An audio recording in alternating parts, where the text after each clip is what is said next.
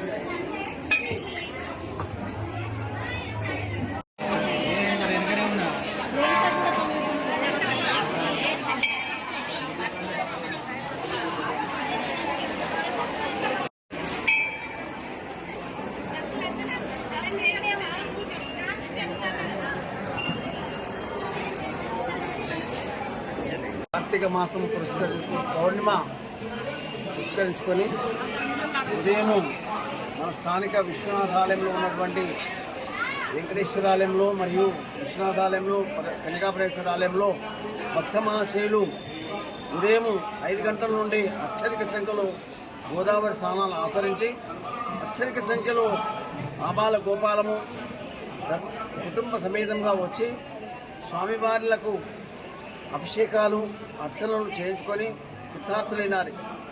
ఈ కార్తీక మాస విశేషం ఏంటంటే ఎవరైతే హరిహరులకు అర్చనాది అభిషేకం చేయించుకుంటారో వారు శివ సాహిత్యము మరియు ఆ నారాయణ కృప విష్ణు సాహిత్యం పొందుతారని కార్తీక పురాణంలో ఉన్నది.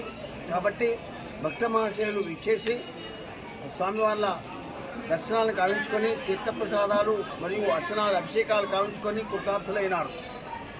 ఓం నమ శివాయ, హర హర మహాదేవ శంభో శంకర. ఈరోజు పరమ పవిత్రమైన కార్తీక పౌర్ణమి రోజు.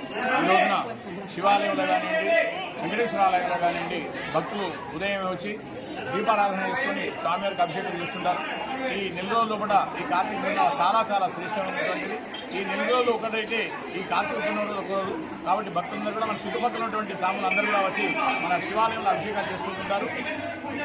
ఈ కార్తీక పుణ్యం రోజు కనుక మనం ఒక రోజు కనుక స్వామిని దర్శనం చేసుకున్నట్టయితే 1 కోటి జన్మల పుణ్యం వస్తుందని చెప్పేసి మనకు పురాణాలు చెప్తున్నాయి. కాబట్టి భక్తులందరూ కూడా ఈ రోజు చాలా పెద్ద మొత్తంలో మంచిర్యాలలో ఉన్నటువంటి విశ్వాసస్వామి దేవస్థానానికి వచ్చి దర్శనం చేసుకోవడం జరుగుతున్నది.